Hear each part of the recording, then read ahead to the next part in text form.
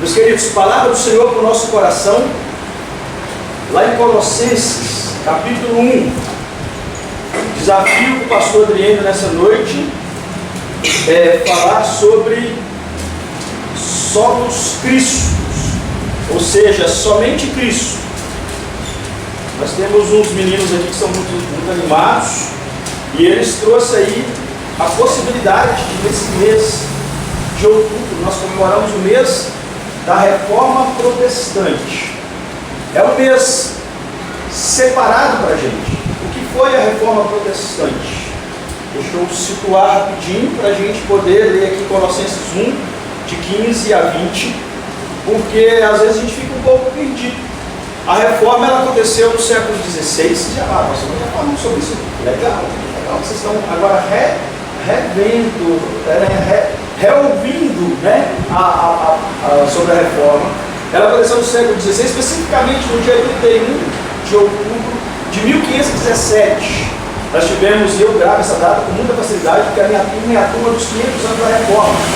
Então bateu assim, ó, exato, 500 anos da reforma. O nome da minha turma de seminário é a turma Martinho Lutero.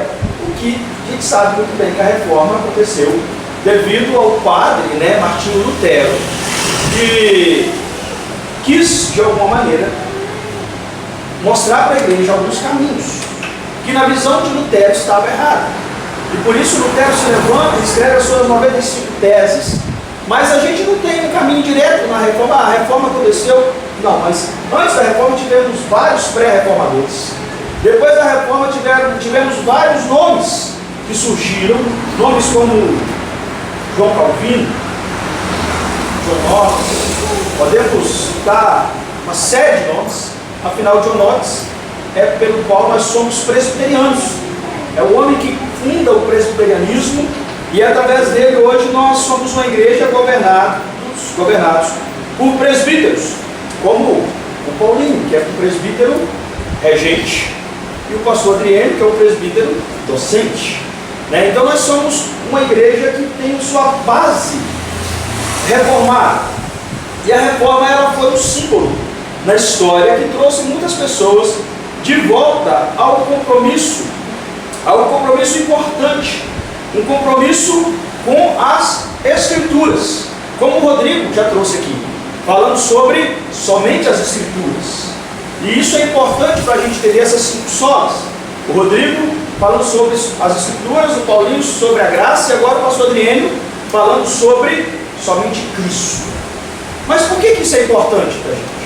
É importante porque a nossa fé se fundamenta exatamente naquele que veio ao mundo, que desceu a esse mundo, que pisou esse mundo e que veio ser a própria revelação de Deus, a presença de Deus no meio do seu povo. Isso é importante para a gente pensar, porque hoje nós temos vivido uma fé que muitas vezes nós assustamos com o modelo de fé que nós temos, porque afinal hoje parece que precisa, lá no finalzinho da nossa história, precisa de uma forcinha nossa. Nós precisamos dar um jeitinho ainda, porque Cristo não foi o suficiente. Parece que lá no final da nossa história, se nós não fizermos alguma coisa, o sacrifício de Jesus não foi o suficiente por nós. Isso é um perigo. É um perigo que nós somos cercados, porque se você olhar hoje, por exemplo, dentro da visão das igrejas de hoje, não dizendo que nós somos perfeitos, mas hoje, se você for numa igreja neopentecostal, você precisa de chegar lá e você precisa de alguma coisa a mais. Jesus não é o suficiente, Thaís, para purificar a sua casa. Você precisa de uma vassoura ungida. São caminhos que a gente precisa de repensar, porque afinal parece que o Cristo daquela cruz, ele é o Cristo que, por causa somente do sacrifício dele, não foi de maneira nenhuma, e parece que não será de maneira nenhuma suficiente para que nós tenhamos vida e vida em abundância, para que nós vivamos aquilo que o próprio Cristo nos convidou a viver, ter a vida dele em nós, e através da vida de Cristo sermos os Cristos, os pequenos Cristos desse tempo. Parece que lá no fundo, no último respirar da nossa vida, nós teremos que dar um jeitinho de sermos salvos. Porque o caminho pelo qual se traça hoje no nosso meio é o caminho pelo qual nós não somos mais capazes de olhar para Cristo e crer de que em Cristo há plenitude de todas as coisas. Esse é o mundo, esse é o século que cerca você. Esse é o século que tenta imprimir na sua mente que você pode chegar onde você quiser, porque você é bom. E isso é um caminho perigoso. Afinal, o próprio Jesus diz: não há nada de bom em nós. Ele diz que quem é bom senão o Pai está no céu. Não, pastor, mas isso é estranho, porque se você pegar Lucas escrevendo Barnabé, Lucas vai falar que Barnabé é um homem bom. Mas quando a gente olha para as Escrituras, nós somos convidados a nos seguir a revelação de Deus em Cristo, para mim e para você. E a Escritura é o caminho pelo qual nós experimentamos o Cristo nosso. Olha lá para Colossenses comigo. Colossenses, capítulo 1, versos 15 até o versículo 20. Palavra do Senhor que nos orienta, segundo Paulo, na sua inspiração, que Deus o deu, que o Espírito concedeu, para escrever essa palavra magnífica para o meu coração e para o seu coração, descrevendo exatamente o propósito pelo qual existem todas as coisas. O mundo existe, as coisas desse tempo existem.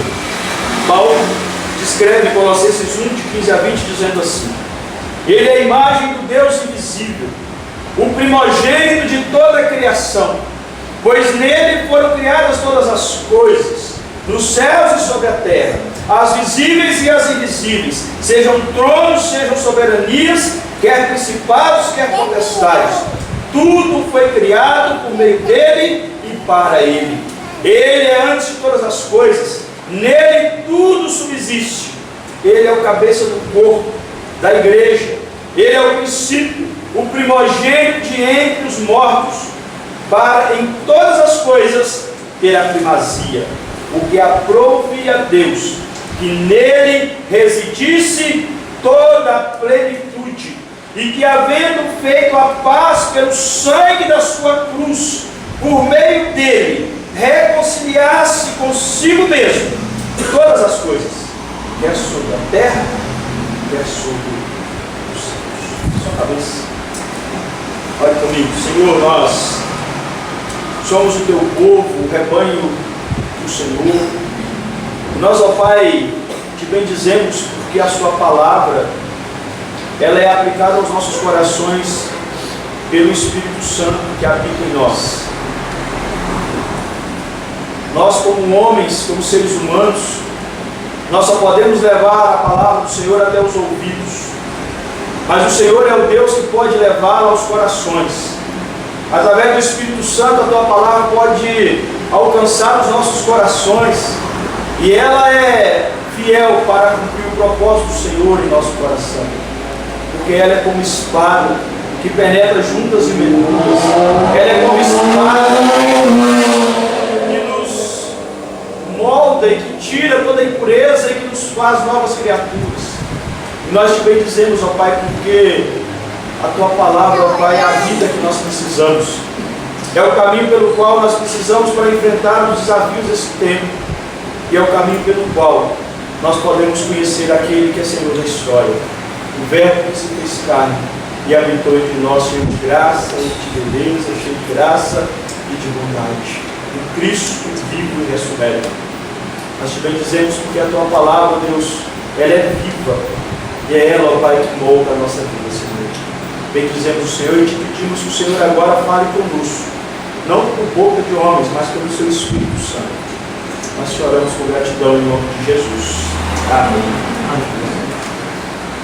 Bom, se você olhar, e eu achei interessante, eu estava preparando essa mensagem, se você olhar, você verá que provavelmente 80% das cidades do nosso Brasil tem um Cristo. Lá em Pradópolis tinha um cristão muito grande. Aqui tem um Cristo. Lá em Santa Rita tem um Cristo.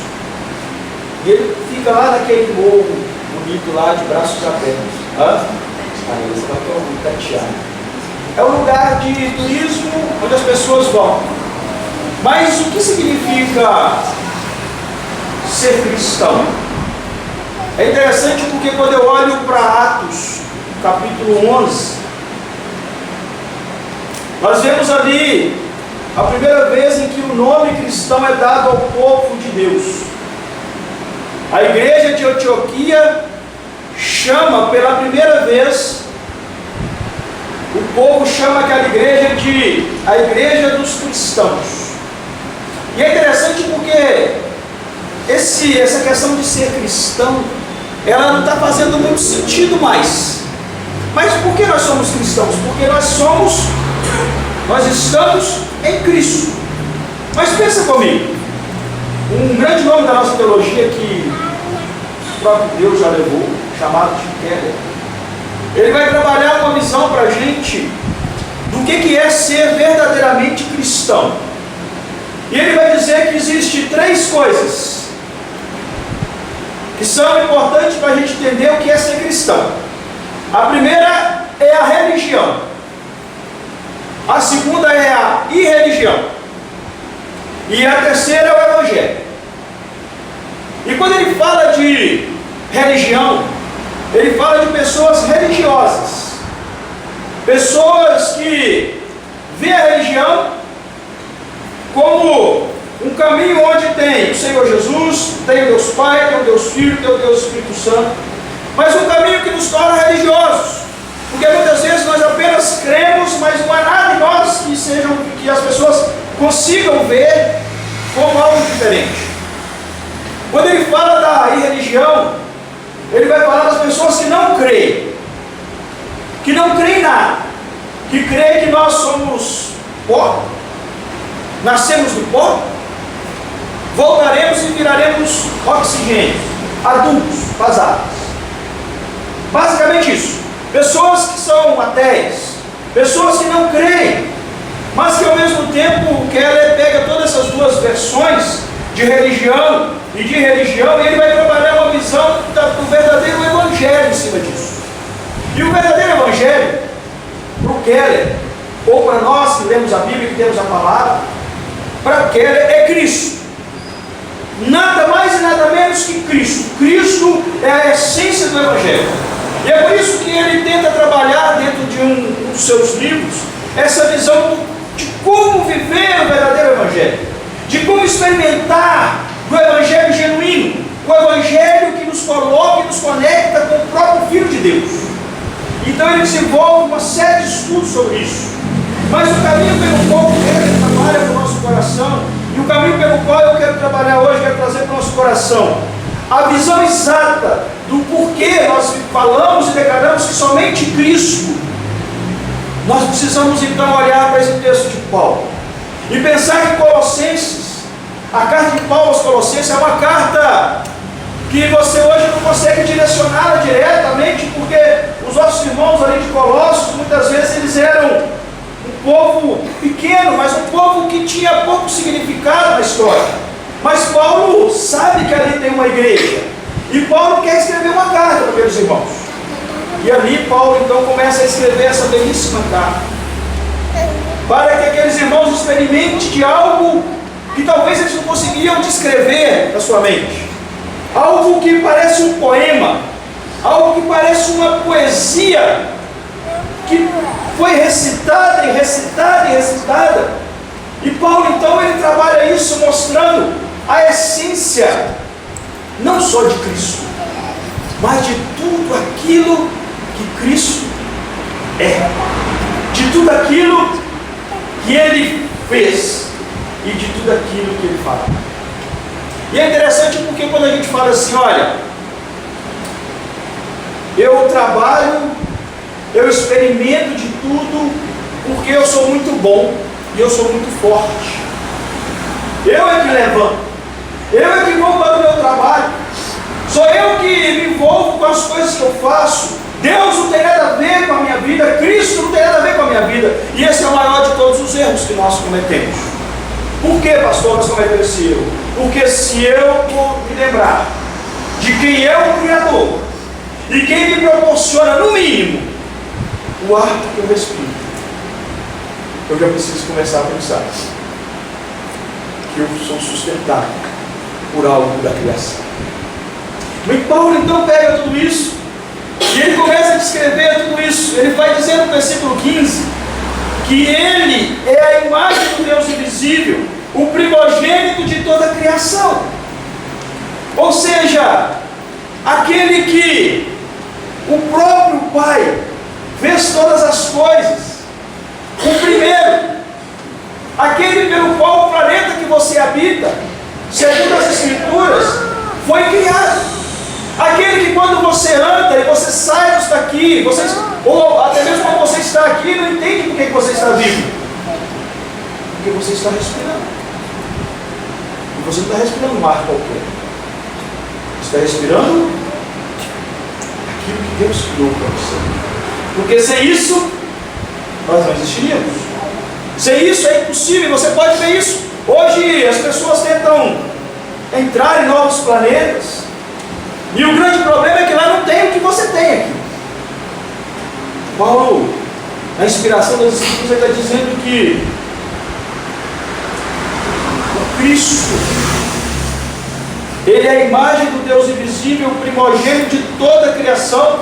E ele vai dizendo, pois nele foram criadas todas as coisas, nos céus e sobre a terra.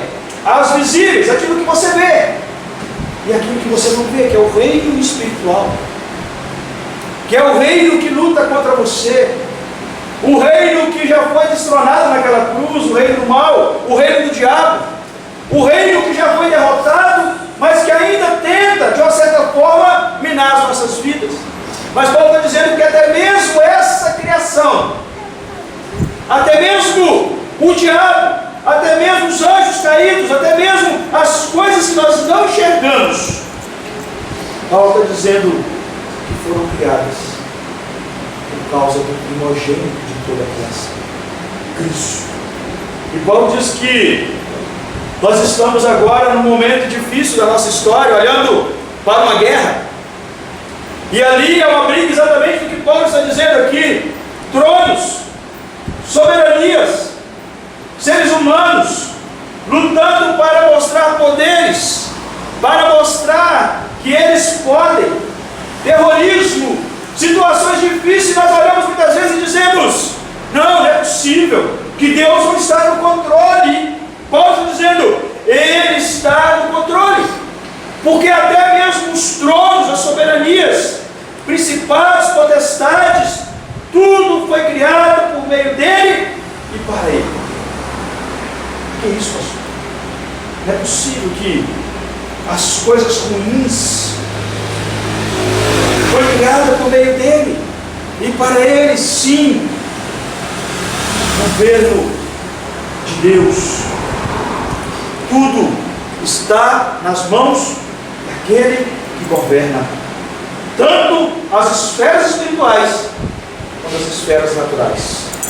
Onde você vê, mas onde você não vê, Deus governa e criou por causa do seu Filho. Paulo continua dizendo que Ele é antes de todas as coisas e que nele tudo subsiste, dizendo que por causa de tudo que Deus quis fazer, por causa do Filho, nós agora experimentamos algo extraordinário como a igreja, tendo Cristo, o cabeça dessa igreja, o cabeça do corpo. Ou seja, nós não vivemos e não nos movemos por nós mesmos, mas somente por causa daquele que é o cabeça, aquele que fez todas as coisas, aquele que conquistou a igreja para o Pai, aquele que nos resgatou, como nós já declaramos nessa mesa, aquele que nos coloca agora diante do Pai. Cristo é o cabeça do corpo da igreja, o princípio, o primogênito dos mortos, para que em todas as coisas ele possa ter a primazia. Ou seja, nós estamos aqui olhando para Paulo agora e vendo que muitas vezes nós falhamos. A primazia é de Cristo. E quantas vezes você tem visto isso na sua vida? Quantas vezes você tem se dedicado a isso na sua vida? Pensa comigo. Nós muitas vezes, esses dias eu estava até brincando com a Luísa. Eu peguei, se eu não me engano, foi um lanche dela. E eu curti primeiro a entregar para ela. Ela falou, a primeira parte é minha. Já parou para pensar nisso? A primeira parte. Paulo está falando da primazia.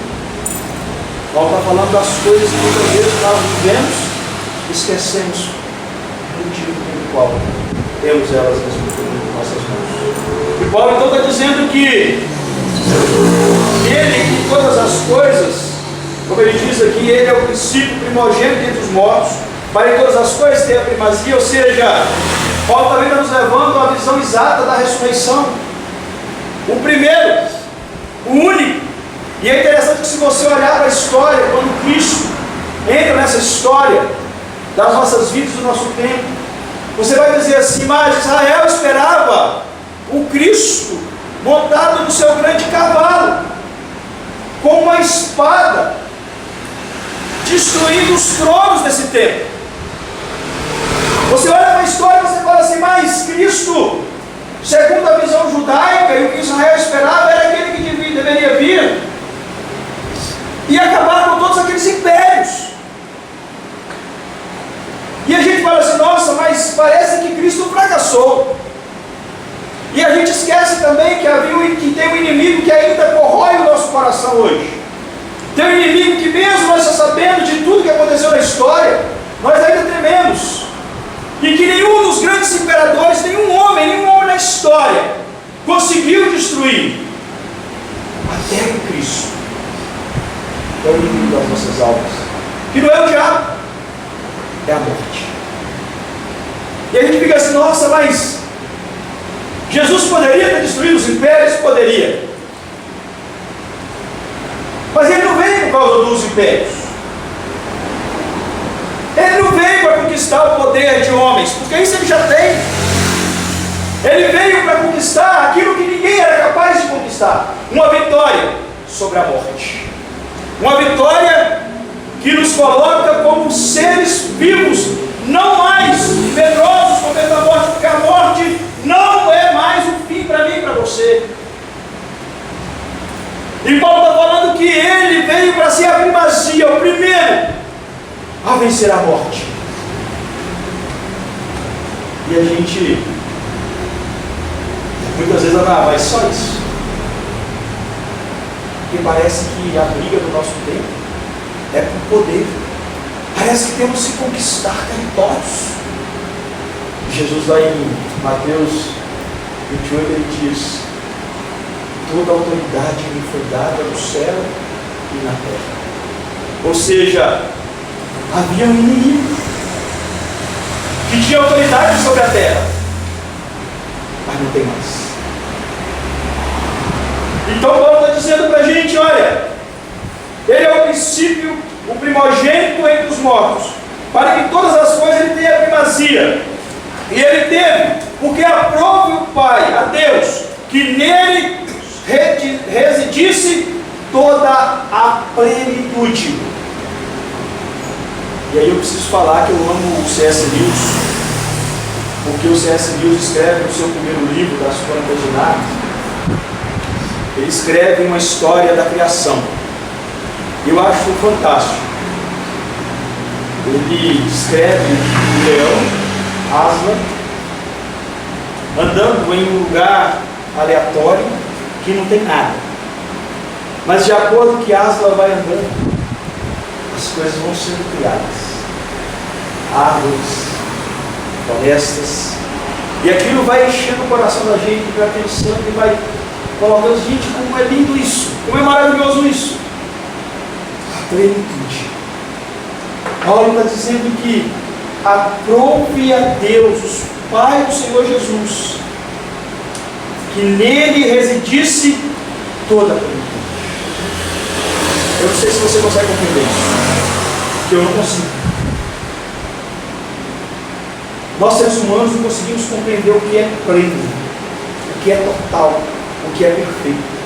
A nossa mente começa a tentar compreender, e de repente parece que ainda falta alguma coisa, e você vai, e aqui a gente não consegue compreender, porque quando fala da plenitude de Cristo, nós muitas vezes até achamos que nós podemos ser como Cristo, precisamos ser como Cristo, mas nós não conseguimos atingir, porque a plenitude de Cristo é algo que nem mesmo a mente de um cientista mais brilhante consegue compreender. E quando a gente pensa, quanto mais pensamos, quanto mais tentamos compreender a plenitude de Cristo, mais nós começamos a entender que nós somos nada diante daquilo que é. E Paulo está falando exatamente da beleza da criação, de tudo aquilo que Cristo fez, de tudo aquilo que a história fala, de tudo aquilo que o cristianismo hoje vive, mas de tudo aquilo que ainda precisamos compreender, que ainda não completou. Paulo está dizendo para mim e para você que a nossa mente, ela ainda não é capaz de compreender essa plenitude, mas precisamos viver sobre o propósito pelo qual ele está dizendo no versículo 20, que nós precisamos de olhar para isso, porque agora não somos mais pessoas que estamos vivendo sem paz com Deus. Ele diz que havendo feito a paz, pastor Adriano, mas você já falou aqui na igreja que nós somos rebeldes, e somos mesmo, somos todos rebeldes. O nosso coração tende a fugir de Deus o tempo todo, o nosso coração tende a não querer as coisas do alto o tempo todo. Vivemos uma rebeldia insana, tentamos ocultar os nossos erros, tentamos viver uma vida que muitas vezes nós achamos que estamos escondendo as coisas do próprio Deus. Vivemos uma vida de rebeldia, mas aqui Paulo está dizendo que, havendo feito a paz pelo sangue da sua cruz, Paulo está dizendo que, mesmo rebeldes, estamos vivendo em paz com Deus, tirando de nós todos os méritos e colocando todos os méritos em Cristo. Não mais vivendo agora algo para as nossas próprias forças, mas Paulo está dizendo que agora nós somos reconciliados com o próprio Deus em Cristo, para que nós possamos experimentar do reino do amor de Deus, vivendo um tempo onde nós precisamos acordar para a realidade a qual você está sendo colocado nessa cidade de Porto Ferreira. Nós muitas vezes achamos que nós estamos aqui vivendo um tempo somente por viver. Olha, eu estou aqui, que legal. Não, você está aqui para cumprir com o propósito pelo qual Cristo conquistou e o Pai o colocou aqui. Nós temos um caminho pelo qual devemos trilhar aqui, e Paulo está dizendo para nós que nós só podemos trilhar não porque nós estamos vivendo, nós estamos agora reconciliados, mas porque Cristo nos reconciliou com Deus, para experimentarmos de tudo que Deus está querendo fazer na história dessa cidade, para experimentarmos de tudo que o próprio Pai, em sua missão, tem para fazer através de nós, a igreja, tendo Cristo como cabeça, um povo reconciliado, um povo que vive em paz com Deus, para mostrar para um mundo sem paz quem é o Cristo, quem é aquele pelo qual nós declaramos que somente Ele, somente Cristo é o suficiente para nós. Somente Cristo é aquele capaz de nos reconciliar com Deus. Somente por sangue de um homem santo como Cristo nós podemos ter paz. Somente como o próprio Cristo você tem paz. Paulo então encerra para a gente aqui dizendo, dentro dessa inspiração divina para mim e para você, que nós agora estamos sendo conduzidos em graça, em misericórdia, reconciliados com Deus, para viver no novo tempo. Um tempo onde Cristo é tudo em nós. E nós precisamos viver como se Ele realmente fosse tudo para nós. Aproveitando Colossenses 3, nós precisamos começar a buscar as coisas lá do alto. E o que tem lá no alto, de melhor para mim e para você, não são bens materiais. Isso Deus dá segundo a vontade dele para nós. Mas o que tem lá no alto é Cristo, vivo, ressurreto, à direita do Pai, aguardando o grande dia, o dia que Ele virá não mais como um cordeiro, mas voltará como um rei e julgará esse mundo. Esse Cristo voltará. E a pergunta que precisamos ter em nosso coração é se Ele vai nos achar fiéis àquilo que Ele fez por nós. Deus continue conduzindo a sua vida. Que você experimente esse Cristo, que é exatamente a expressão do Pai, a plenitude. Mas que você experimente esse Cristo a cada segundo da sua vida. Lembrando que nós estamos sendo moldados para nos parecer cada dia mais com Cristo. Lembrando que a cada dia que passa, eu preciso fazer com que a minha vida se torne a imagem de Cristo, mais e mais semelhante a Cristo, para que Ele faça a obra que Ele tem para fazer em mim e através de mim, em nós e através de nós, para a glória de Deus. Que Deus nos abençoe, que Deus nos ensine a cada dia a experimentar daquilo que Ele tem para fazer nessa cidade. Ainda tem muita coisa para fazer. E Ele vai fazer por meio daquele que é o Senhor Jesus. Deus abençoe sua vida. Deus cuide do seu coração. Que Deus te dê a certeza a cada dia daquilo que Ele está fazendo em você. Para que as pessoas vejam em você sendo usado para a glória de Deus. Amém? Fica em pé, vamos orar. Vamos falar com o nosso Deus. Mais nada? Vamos orar? Senhor, nós bendizemos o Teu nome, com gratidão no nosso coração, pelo Teu grande amor para conosco, pelo Teu cuidado, pela Tua provisão, pela Tua graça, Senhor, que nos molda, que nos enche o coração. Nós Te bendizemos, ó Pai, porque nós somos o Teu povo, e nós, ó Pai, clamamos ao Senhor com misericórdia de nós.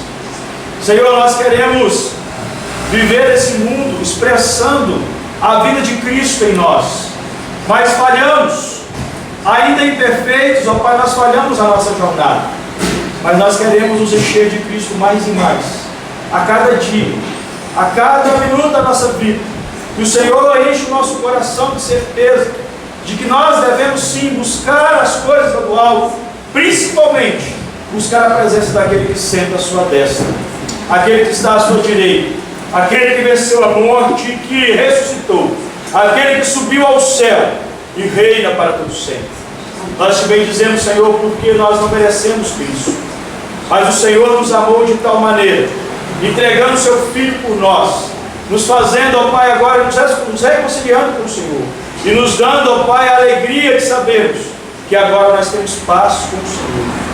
E mesmo, ó Pai, muitas vezes nos rebelando pela Tua vontade, nós Te pedimos, Senhor, nos ajude a nos encher de Cristo, a termos Cristo como a primazia da nossa vida, a termos o Senhor Jesus como aquele, ó Pai, que irá reinar todo sempre na nossa vida, nos dando, ó Pai, sempre a alegria de sabermos que mesmo nas adversidades, Cristo está conosco, mesmo nas tempestades, Cristo está conosco, mesmo diante das nossas quedas, o Senhor nos deu o Seu Filho, mesmo diante das circunstâncias que muitas vezes nos atrapalham, nós temos o resgate da nossa vida em Cristo. Obrigado porque nele nós temos também a alegria de saber que nós somos chamados filhos do Senhor. Obrigado, Senhor, pelo seu cuidado na nossa vida. Obrigado pela providência do Senhor na nossa vida, em entregar o seu único Filho por nós. Obrigado porque em Cristo nós também somos mais que vencedores, mesmo diante das dificuldades, mesmo diante das aflições. Nós sabemos que estar em Cristo é muito melhor. E é isso que queremos, estar em Cristo e tê-lo, ó Deus, como tudo aquilo que nós precisamos. Obrigado pelo teu cuidado, obrigado pela tua providência, obrigado pela chuva que cai sobre a terra, obrigado pelo teu grande amor para conosco, obrigado por essa igreja, por esse tempo, obrigado a Deus, porque o Senhor também tem cuidado de nós. Pedimos pela vida da Agnes, ó Deus, te louvamos pela presença dela no nosso meio. Pedimos ao Senhor que possa encher o coração dela sempre de alegria, de satisfação, de expectativas, que ela seja cuidada pelo Senhor, que ela seja, Pai, uma ovelhinha amada pelo Senhor a cada dia. Cuida dela, ó Pai, do seu ir, do seu vir, guarde o coração da tua filha, Senhor.